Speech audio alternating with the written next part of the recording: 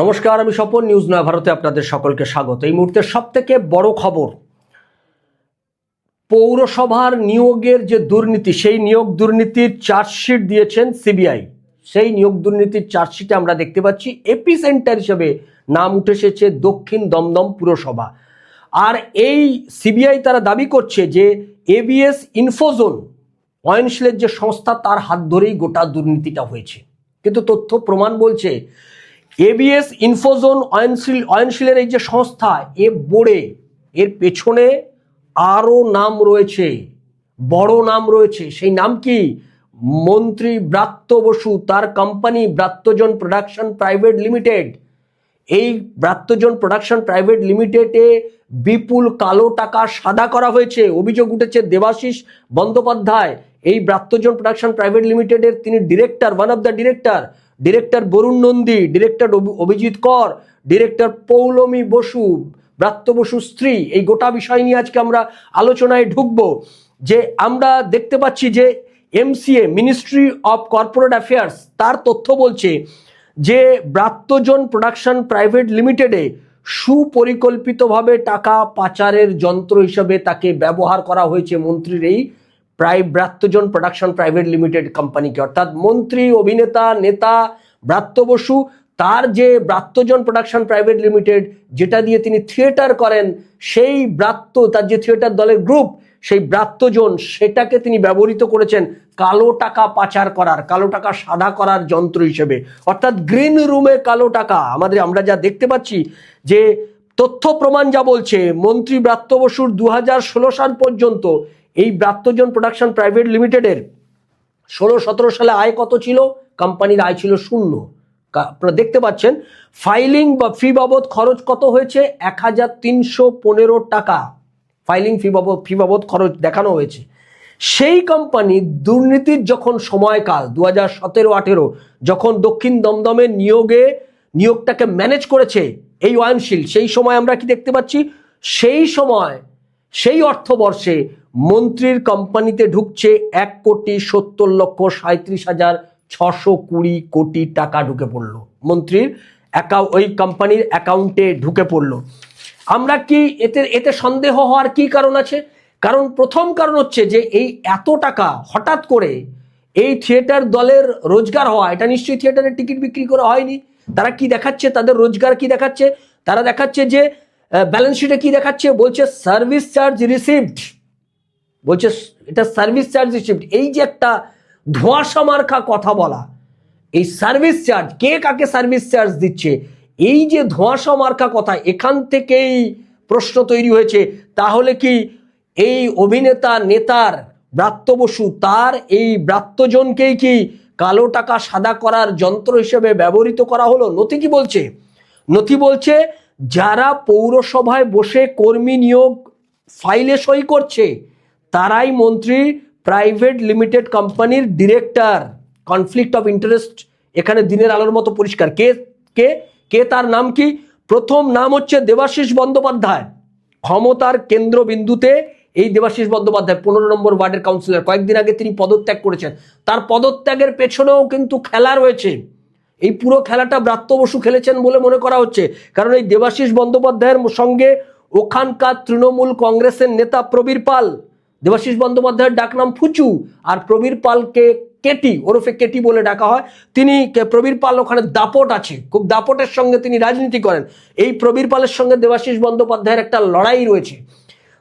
প্রবীর পালকে এবার বিধানসভায় 3টে বিধানসভা নির্বাচন, দমদম, রাজারহাট, গোপালপুর আর উত্তর দমদম, এই 3টে বিধানসভার দায়িত্ব দিয়েছে তৃণমূল কংগ্রেসের নেত্রী মমতা ব্যানার্জি। আর তারপর থেকেই দেবাশিস বন্দ্যোপাধ্যায় দলের ওপর চাপ সৃষ্টি করার জন্য, কয়েকদিন আগে দেখলেন পৌরসভার 2জন কাউন্সিলর পদত্যাগ করেছে, তার মধ্যে 15 নম্বর ওয়ার্ডের কাউন্সিলর দেবাশিস বন্দ্যোপাধ্যায়। এই দেবাশিস বন্দ্যোপাধ্যায়ের পদত্যাগ করার কারণ দলের ওপর চাপ সৃষ্টি করার জন্যই তিনি করেছেন। কিন্তু এই দেবাশিস বন্দ্যোপাধ্যায়ের বিরুদ্ধে অভিযোগ কি?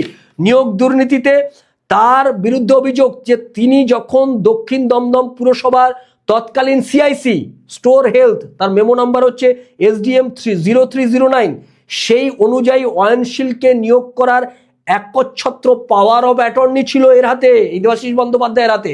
এই একে নিয়োগ করেছে এবং এই সরকারি পদে থাকা অবস্থাতেই অর্থাৎ দেবাশিস বন্দ্যোপাধ্যায় একাধারে এই সরকারি পদে আছে, উল্টো দিকে তিনি ব্রাত্য জোনের ডিরেক্টর। যিনি টেন্ডার দিচ্ছেন তিনি তারই কোম্পানিতে টাকা ঢুকছে। তাহলে বুঝুন খেলাটা কোথায়। যিনি টেন্ডার দিচ্ছেন তারই কোম্পানিতে আবার ঘুরপথে অয়নের কোম্পানি হয়ে তার কোম্পানিতে এসে টাকা ঢুকছে। এখানে কারা কারা ডিরেক্টর, আমরা এখনো পর্যন্ত ডিরেক্টরটা নিয়েও একটা রহস্য তৈরি হয়েছে, ডিরেক্টর নিয়েও প্রশ্ন উঠেছে। বরুণ নন্দী, একে ভুতুড়ে ডিরেক্টর বলে লোকে। এ হচ্ছে 17 নম্বর ওয়ার্ডের কাউন্সিলর। একে বলছে দুর্নীতির সাইলেন্ট পার্টনার। 2017 সালে তিনি ব্রাত্য জোনের 50% শেয়ার হোল্ডার ছিলেন। 2018 সালের নথিতে আচমকাই শেয়ার হোল্ডারের তালিকা থেকে তার নাম মুছে ফেলা হয়, এবং নাম মুছলেও টাকা আসা কিন্তু বন্ধ হয়নি। 2018 সালের অডিট রিপোর্ট দেখাচ্ছে বিএন মানে বরুণ নন্দী তখনও 20 লক্ষ টাকা প্রফেশনাল ফি হিসেবে পেয়েছেন। কাগজে নেই কিন্তু টাকার ভাগে তিনি আছেন। এই বরুণ নন্দী এই হচ্ছে ভুতুড়ে ডিরেক্টর। সেকেন্ড হচ্ছে কেউ অভিজিৎ কর, নতুন মুখ, কেবল পুরনো নয়, এই চক্রে যুক্ত করেছে নতুন অভিজিৎ করের মতো নতুন মুখ। দেবাশিস ঘনিষ্ঠ ব্যবসায়ী। এটা এই যে দেবাশিস বন্দ্যোপাধ্যায় তারই ঘনিষ্ঠ এই ব্যবসায়ী 2019 সালে ব্রাত্য জনের ডিরেক্টরের পদে আসীন হলো, এবং যা ইঙ্গিত দেয় যে দুর্নীতির কাঠামোটাকে যাতে দীর্ঘমেয়াদী করা যায় তার জন্যই এটা পরিকল্পনা। পৌলমী বসু, এই পৌলমী বসু তার এটা হচ্ছে পৌলমী বসুকে মনে করা হচ্ছে ব্রাত্য বসুর স্ত্রী, মনে করা হচ্ছে এটা সুরক্ষা কবচ। একে সামনে রেখে ঢাল হিসেবে একে ব্যবহৃত করা হয়েছে।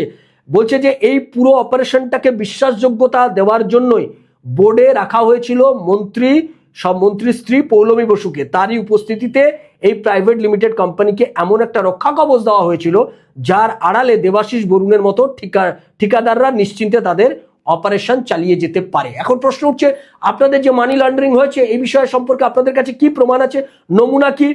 AOC4 director report. AOC4 director report কি বলছে? 1.75 কোটি টাকার এই হঠাৎ আগমনকে জাস্টিফাই করতে কোম্পানি দেখিয়েছে অদ্ভুত সব খরচ। কি খরচ দেখিয়েছে? ডিরেক্টরের রেমুনারেশন বাবদ 40 লক্ষ টাকার হিসাব দেখানো হয়েছে, যা সরাসরি গেছে ব্রাত্য বসুর পকেটে।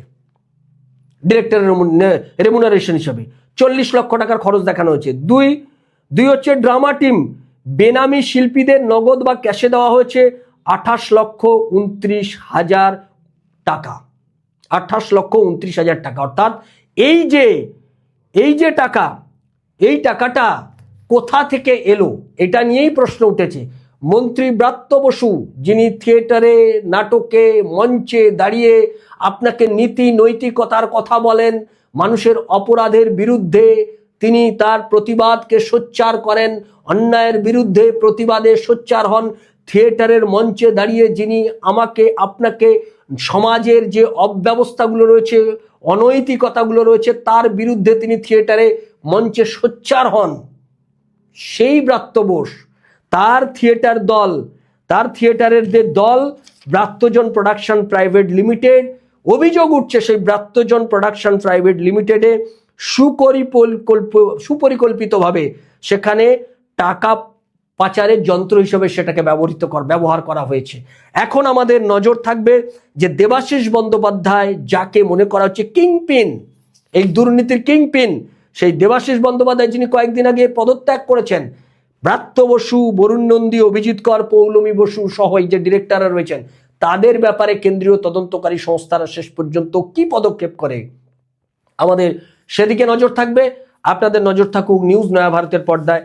আর যে সমস্ত দর্শকরা এখনো পর্যন্ত আমাদের চ্যানেলটা সাবস্ক্রাইব করেননি তারা চ্যানেলটি সাবস্ক্রাইব করুন, লাইক করুন, শেয়ার করুন, আপনাদের মতামত কমেন্ট বক্সে লিখে দিন। ভালো থাকবেন, সঙ্গে থাকুন নিউজ নয়া ভারতের। নিউজ নয়া ভারত আপনার কথা বলে। নমস্কার।